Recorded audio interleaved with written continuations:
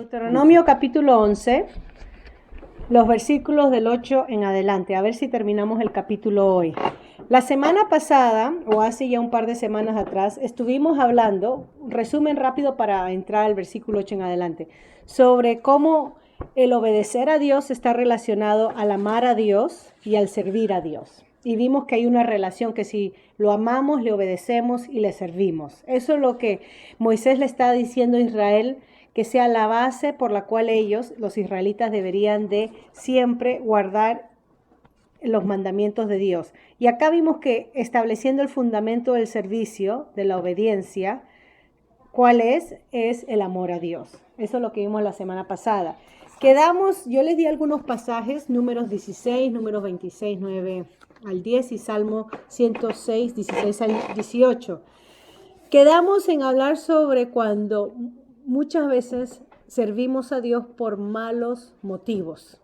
¿Okay? Y ese es el pasaje que quiero hacer un paréntesis para continuar con el capítulo 11, 8 de Deuteronomio.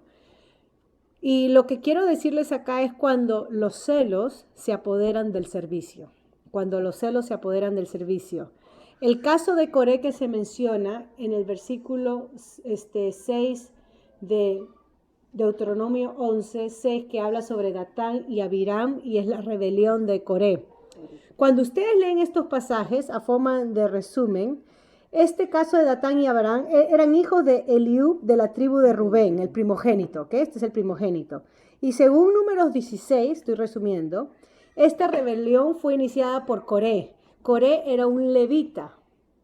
Recuerden que Moisés y Aarón eran levitas, pertenecían a la tribu de Leví.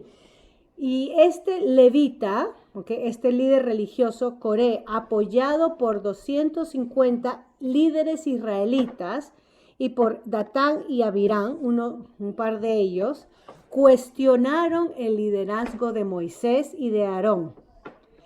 Lo que ellos preguntaron es, como que si Moisés se hubiera impuesto sobre el pueblo, como que si Moisés se hubiera autoelegido y acá yo soy el mandamás y el que me deben la lealtad suprema a mí. ¿Okay? Entonces ellos cuestionaron a Moisés su liderazgo pensando que él se había impuesto, que se había titulado entre ellos. Como que si Moisés fue un totalitario, un dictador. Nosotros conocemos la historia en Éxodo 3, si hay que repasarla, donde Dios llama a Moisés y Moisés no quería ir, no quería ser vocero de Dios. Tanto fue el altercado que tuvo Dios a nivel de Moisés, hablando en términos humanos, que Dios le dijo, no te preocupes, si no sabes hablar, te daré a tu hermano Aarón irá contigo y él te servirá por boca. Así que yo te digo a ti las cosas que le decir a mi pueblo, tú le dices a Aarón y Aarón habla al pueblo como que si fuera el micrófono. Si tanto te tiemblan las piernas al hablar, por decirlo así. Entonces vemos que Moisés no quería ir después de esos 40 años que había huido. Era Dios el que lo escogió. Entonces acá estos líderes religiosos cuestionan el liderazgo de Moisés. ¿Okay? Algo parecido pasó en Números 12, los primeros 3 versículos, cuando Miriam y Aarón, los mismos hermanos, cuestionan el ministerio de Moisés. ¿Okay? En este caso, Dios hace la apreciación de Moisés y Dios mismo revela el carácter de Moisés como el hombre más manso o humilde en la tierra. Un carácter templado, mansedumbre. Cuestionando el papel de Moisés como intercedor y como aquel que Dios decide hablar. Eso es lo que ellos están cuestionando.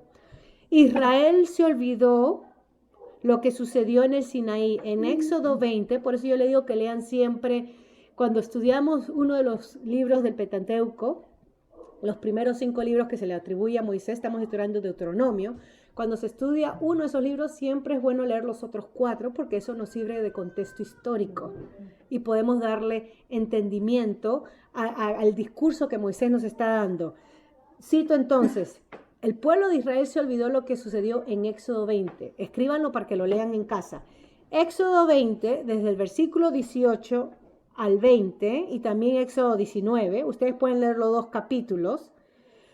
Cuando ellos mismos, acá los israelitas, después de que Dios le dice a Moisés que el pueblo se prepare y se purifique, porque mañana descenderé sobre ellos y les daré mis mandamientos. Este es en el monte del Sinaí. Y el pueblo se purifica, se prepara. Llega el día y Moisés sube y Dios se manifiesta en una teofanía, manifestaciones divinas, relámpagos, truenos, y el pueblo se asusta y comienza a temblar. En este pasaje, el pueblo mismo le dice a Moisés, no. Tú vas a ser el que intercede entre nosotros y Dios. Dios ha decidido bajar y hablar con su pueblo cara a cara. No. Si Dios baja y habla con nosotros cara a cara, vamos a morir. Mejor tú sube, tú habla, que Dios te comunique y tú nos dices a nosotros. Ese es el pueblo diciendo eso a Moisés. O sea, el pueblo mismo pone a Moisés como intercedor por el temor y el pánico que ellos experimentaron. Entonces, ¿qué tenemos acá? Acá tenemos una rebelión de estos líderes religiosos iniciado por este levita, donde cuestionan el liderazgo de Moisés después de todo lo que ha pasado en la historia que le estoy narrando. Y esto entonces, cuando los levitas se levantaron contra Moisés, menospreciaron su liderazgo. Esto es muy importante. El servicio a Dios, vemos en Números capítulo 16, cuando usted le digo que lean, que Dios entonces los castigó. ¿Ok? Y vemos el motivo por el cual ellos se rebelaron contra Moisés. Según Números 16:12, miren Números 16:12. Números 16:12. Le dije que lean todo el pasaje, ¿no? Pero miren, voy a leer yo el versículo 16:12, porque ahí había un motivo por el cual ellos se rebelaron. Y esto es muy importante ahora que vamos a aplicar. Números capítulo 16, voy a leer los versículos 12. Sí, capítulo 16, versículo 12. ¿Todos lo tienen? Sí. Yo voy a leer de la Reina Valera contemporánea, si ustedes tienen otra versión, para que me acompañen entonces. Ok, Números 16, 12. Espérate, números. Dice así entonces. Espero por Olivia, no te preocupes. Dice así la palabra del Señor. ¿Listos? Ok. Números 16:12. Entonces Moisés mandó a llamar a Datán y a Abirán, hijos de Eliab, pero ellos respondieron, miren acá, no vamos a ir. Tú, no contento con habernos sacado de una tierra que destila leche y miel para hacernos morir en el desierto, ¿ahora quieres también decirnos qué es lo que debemos de hacer? Tú ni nos has llevado a la tierra que fluye leche y miel, ni nos has dado terrenos y viña. ¿Qué quieres? ¿Sacarle los ojos a esta gente? No vamos a ir. Si ustedes leen el contexto, acá Moisés cita a estos líderes para que se presenten delante de Dios, delante del tabernáculo, y Dios mismo decide el asunto, ¿no? Esta disputa que había sucedido. Y ellos se rebelan y responden, no vamos a ir. Ahora, miren el asunto, el meollo de su rebelión. Ellos, mira, no contento con habernos sacado, ellos le atribuyen a Moisés que Moisés lo raptó, lo sacó. ¿De dónde? De Egipto. Y miren lo que ellos atribuyen a la tierra de Egipto, tierra que destila leche y miel. Ellos le están atribuyendo a Egipto como una tierra abundante y próspera. Sí, era abundante y próspera, pero ellos vivían como esclavos, no como superintendentes ni personas que vivían en paz en Egipto. Esa parte se les olvidó. Entonces acá ellos, la rebelión consistía donde ellos mismos seguían teniendo a Egipto en su corazón. Aunque ellos habían sido liberados por Dios, la ingratitud de ser libres ahora, no lo vieron, eran ingratos, no vieron su libertad, sino vieron un motivo de sacarle a Moisés cuenta, nos ha sacado para que muramos en el desierto, que era la murmuración siempre del pueblo, incitados por los líderes. ¿Okay? Egipto seguía tatuado en su corazón. Ellos dudaron, eran incrédulos de las promesas de Dios y cuestionaron entonces el liderazgo de Moisés, y así es como recibieron el castigo de Dios. Según el pasaje de Números 26, versículos 9 y 10, nos dice que estos líderes levitas, cuando cuestionaron, Números 26, 9 y 10, cuando cuestionaron, cuando retaron a Moisés y a Aarón, era igual a rebelarse contra Dios. ¿Ok? Dios mismo, en su apreciación de lo que estos hombres hicieron, no lo vio con buenos ojos, porque Dios vio el motivo, la razón de su corazón, la cual era envidia. Ellos tenían envidia de Moisés. Y ellos entonces cuestionaron todo a forma de menosprecio, el liderazgo de Moisés. Y acá el autor de Números, o sea, Dios, a través de Moisés, dice que era contra el mismo Dios. Esto no significa que el líder de Dios no está bajo cuestionamiento. Esto no significa que nadie puede cuestionar al líder de Dios. El líder de Dios es la primera persona responsable en dar cuentas.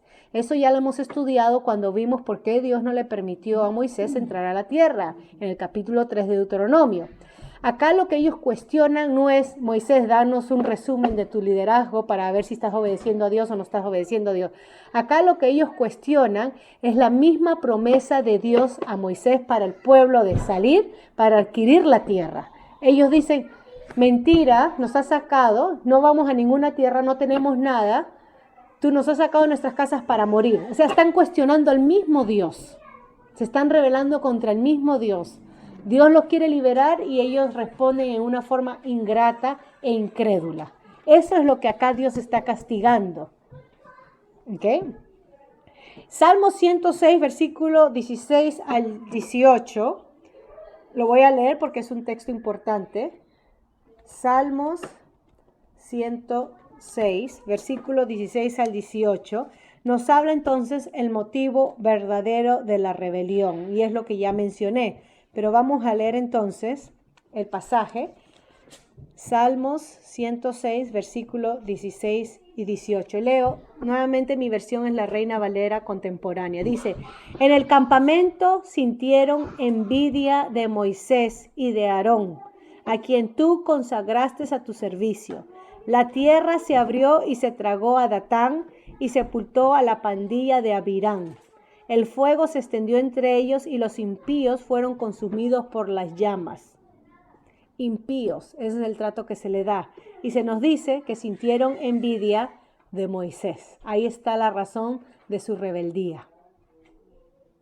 Envidia de Moisés, de que Dios estaba usando a Moisés. Envidia de Moisés, rebeldía contra Dios, cuestionaron a Dios, cuestionaron sus promesas.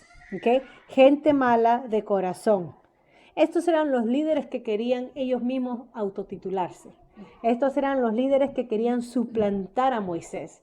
Estos son los líderes que no sirven a Dios ni por amor al pueblo, sino por su propia maldad. Estos son los líderes. Y podemos sacar nosotros ejemplos y paralelos en la historia. Por sus deseos pecaminosos, ellos mismos se enseñorean. Ellos mismos son tentados a ser más que otros, superiores a otros. O sea que ellos mismos proyectaron su propio pecado en Moisés. Ellos dijeron: tú te enseñoreas sobre nosotros. Mentira. Ellos querían enseñorearse sobre el pueblo, entonces ellos proyectaron su envidia y sus verdaderos motivos en el líder de Dios. Ojo, ya he dicho, la crítica que le hacen a Moisés y a Aarón de cuestionar a Moisés y de decir que no se enseñoree sobre ellos, ¿ok? Esa crítica no era válida porque Dios mismo dijo en Números 12 que no había otro hombre en la tierra más manso, humilde que su siervo Moisés, ¿ok? ¿Cuántas veces criticamos a otros por las cosas que no queremos admitir que nosotros mismos tenemos? ¿Cuántas veces nosotros vemos nuestras fallas, nuestros malos motivos, nuestra envidia en otros? Pero como nosotros no queremos admitir nuestra envidia, nuestros celos, lo vemos en otros. Es más fácil verlo en otros y apuntarlo en otros. Y entonces acá se cumple lo que nuestro Señor Jesucristo dice, que vemos la paja ajena, pero no nos sacamos la estaca de nuestros ojos. ¿Ok? Cuando se sirve por envidia, entramos en la competencia. Rechazamos a los verdaderos siervos de Dios. Menospreciamos a los siervos de Dios y levantamos falso testimonio, calumnia. Ellos dijeron: nos han sacado de una tierra que fluye leche y miel, refiriéndose a Egipto. Cuando eran esclavos ahí, comían polvo. No tomaban leche ni miel, comían polvo, venían arrastrándose y Dios los libertó después de haber escuchado el clamor de ellos mismos. ¿Hasta cuándo, Dios, no vas a permitir que estemos así? Éxodo capítulo 1, Éxodo capítulo 2. Y ellos atribuyen, allá estábamos bien y nos has traído acá para morir. Hay que tener cuidado. Pablo en Filipenses 1, versículo 12 al 18, habla de esa misma actitud de algunos. Y la actitud de Pablo no es de irle a la guerra, ni a la lucha, ni a la competencia. Él dice que sus prisiones han servido para que otros toman coraje, se estimulen y prediquen a Cristo. Y dice, unos lo hacen por amor y otros lo hacen por envidia para añadir a mi condición de prisión, como que si yo me voy a remorder de los celos. Y Pablo dice, y no se dan cuenta que yo me gozo porque Cristo es predicado, porque no se trata de quién es el que predique a Cristo. No se trata si soy yo o es el pastor o es la hermana. Lo que importa es que el evangelio, la verdadera palabra de Dios sea predicado, sea que uno lo hace por envidia o por malas ganancias, Cristo es predicado y eso es suficiente. Entonces acá Pablo dice, y esto es una actitud sumamente, la actitud de Cristo, ¿no? Cuando vemos en Pablo, una actitud sumamente santa, cuando no nos fastidia que otros, aunque estén avanzando en la obra, predicando a Cristo, haciendo la obra, no nos fastidia y nos da gozo, porque al menos almas se estén salvando, se está predicando el verdadero evangelio. ¿Cuántos quieren servir solo para ser líderes? ¿Cuántos quieren servir solo para sobresalir? ¿Cuántos quieren servir solo por envidia? Porque otro hermano tiene un don, tiene un talento y ellos también quieren sobresalir, entonces deciden servir. ¿Ok? Acá, ojo, Dios es el que llamó a Moisés. Dios es el que llama al verdadero servicio. Yo no me llamo a mí misma, ni ustedes se llaman a sí misma. Es Dios el que se llama, es el que llama. Y Dios llamó a Moisés cuando él estaba no dispuesto a ir. Esto es bien interesante. Cuando Moisés vio la aflicción de sus hermanos, antes de que él huya a Egipto, cuando él vio el primer capítulo de Éxodo, cuando él ve la aflicción de sus hermanos y ve que un egipcio estaba maltratando a uno de sus hermanos hebreos y él toma cartas en el asunto y se le va la mano y mata al egipcio, él se da cuenta que su vida está en peligro, porque los hebreos lo tomaron como, ¿y tú pretendes liberarnos? ¿Quién te ha puesto a ti juez entre nosotros? Entonces Moisés entra en razón y huye. Y claro, la pena de muerte para una muerte de un egipcio es muerte. Para la muerte de un hebreo no vale nada, pero para la muerte de un egipcio, muerte. Entonces Moisés en su tiempo quizás tuvo el deseo de liberar a su pueblo de la opresión bajo sus propios términos, pero terminó huyendo. No estaba preparado. Pasaron 40 años en el desierto, dirigiendo ovejas, alimentando ovejas, cuando Dios decide, ahora sí estás listo. Y Moisés dice, no estoy listo. Es algo muy interesante, es una paradoja, porque cuando yo me creo lista para hacer algo, Dios me dice, todavía no, Yoconda, te falta mucho por pasar y mucho por aprender. Tu orgullo es lo primero que tengo que lidiar. Pero cuando yo me siento indigna y no lista, incapacitada, ahí es cuando Dios dice, ya estás lista. Y esto es algo hermoso porque es Dios el que nos llama al servicio, en el puesto o en la posición o en el área misionero que Él nos da.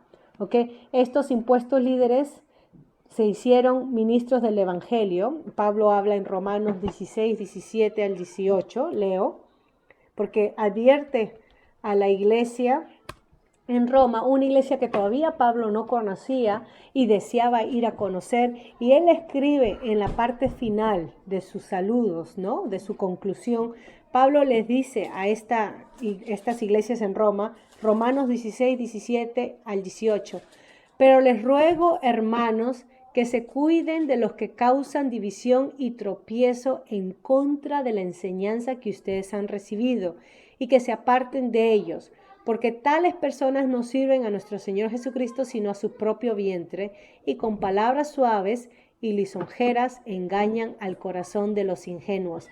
Y claro, acá está hablando de personas que se llaman hermanos, que están dentro de la congregación, que causan división y tropiezo, como el caso de rebelión de Coré. ¿Cómo causan tropiezo y división? Enseñando algo que no es.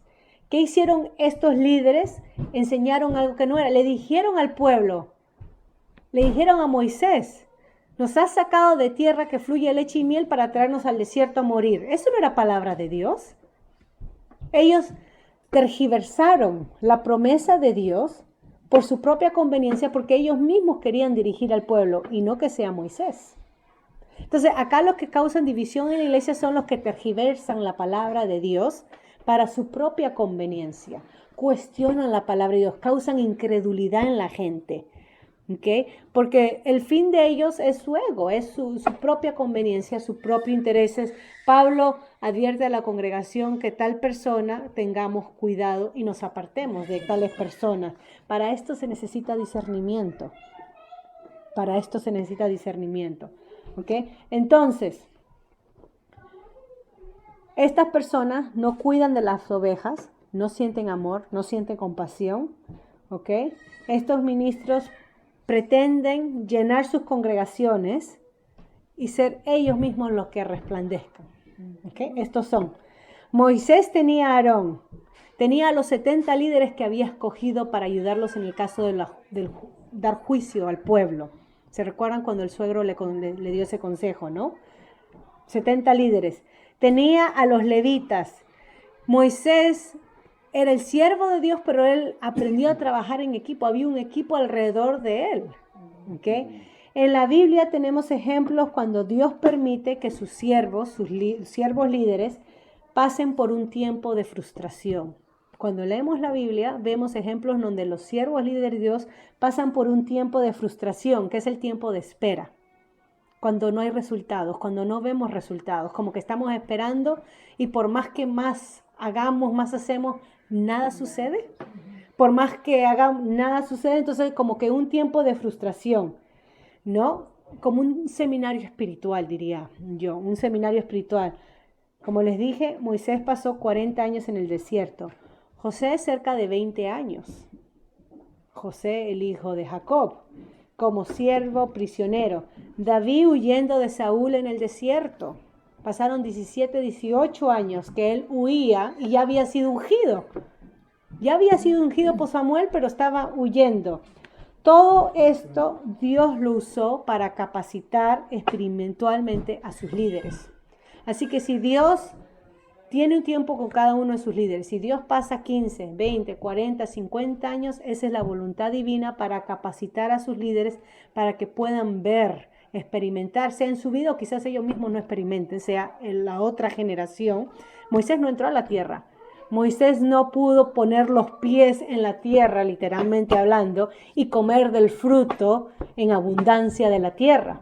Otros cosecharon eso, Josué y la generación, a pesar de haber sido un líder fiel a Dios. Entonces, muchas veces el tiempo de espera, el tiempo de frustración no tiene nada que ver con nosotros, tiene todo que ver con el plan de Dios. Y nos toca descansar en eso.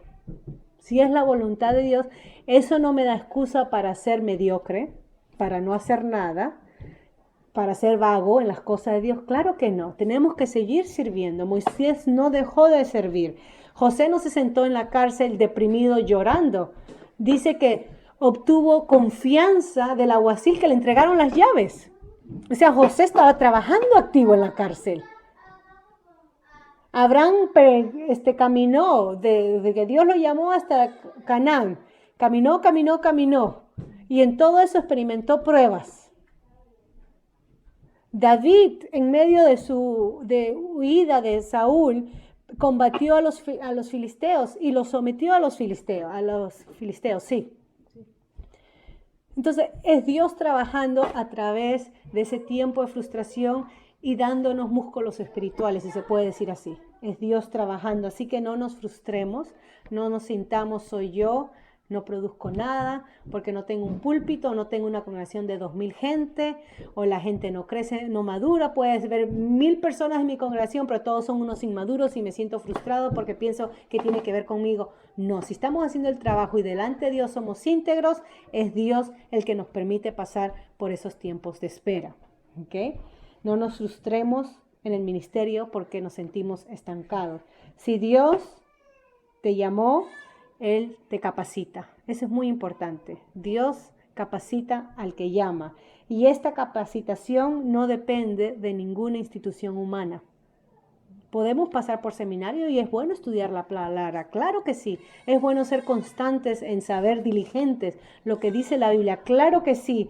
Pero la capacitación espiritual no depende de ninguna institución humana, porque podemos tener líderes muy cultos y doctos en las artes de los lenguajes bíblicos, pero espiritualmente hablando son raquíticos e inmaduros.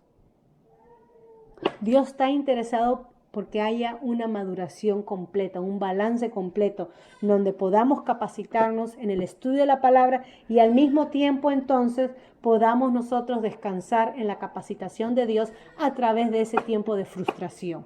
¿Ok? Es el tiempo de prueba. Termino entonces, quizás la próxima semana, tomemos el pasaje del versículo 8 al 32, porque ya terminamos Termino con esto. En 1 Corintios 9, si me permiten leer algunos versos. Ustedes nuevamente pueden leer todo el texto, pero miren, este es el seminario espiritual que le estoy hablando. Este es el seminario de la frustración que le estoy hablando. Este es el seminario que nos hace desarrollar músculos espirituales, ¿ok? Va más allá de cualquier institución humana. 1 Corintios capítulo 9. Voy a leer desde el versículo,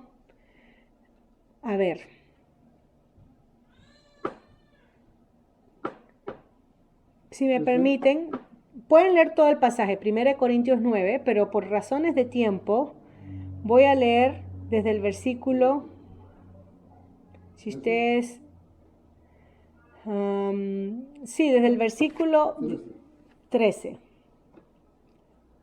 ¿Acaso no saben ustedes que los que trabajan en el templo comen del templo y los que sirven en el altar participan del altar? Así también el Señor ordenó a los que anuncian el Evangelio que vivan del Evangelio. Pablo está hablando de sus derechos como apóstol, ¿no?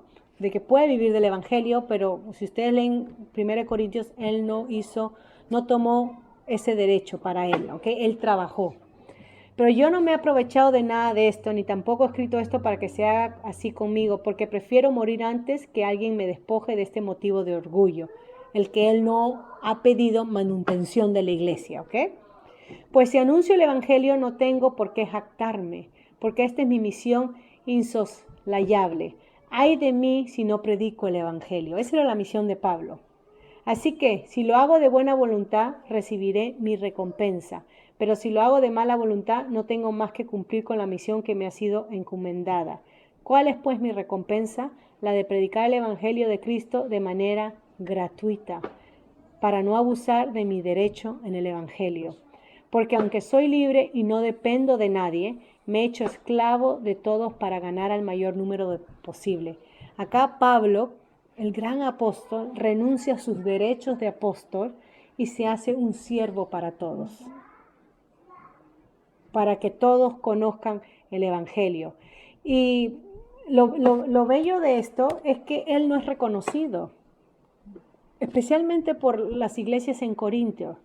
Los hermanos, no todos, ¿no? Pero en general la mayoría de las iglesias en Corintios cuestionaron su apostolado. Ustedes pueden seguir leyendo. En Corintios él mismo hace una defensa de su apostolado. Termino con esto. Si amamos a Dios, vamos a servirle. Si le servimos a Dios, le servimos a nuestro prójimo, servimos a nuestra congregación. Seamos líderes o no seamos líderes, somos llamados a servir. Porque si hemos experimentado la salvación de Dios, la reacción o el resultado, mejor dicho, el resultado común de un creyente debe ser su servicio a su Señor. Porque la salvación no la obtenemos por obras, no la hemos ganado. Pero una vez que la tenemos, queremos servirle con todo lo que tenemos. Queremos servir a Dios, servimos a nuestro prójimo, y ahí nuestros motivos y nuestros intereses deben de ser borrados. Porque cuando servimos por interés, o por motivos propios, caemos entonces en la envidia, porque comenzamos a compararnos por qué otros de ellos tienen eso y yo no, o mi ministerio no, y ellos sí, caemos en la competencia, y eso no viene de Dios, sino viene del diablo. Voy a parar acá para tener nuestro tiempo de comentarios y preguntas.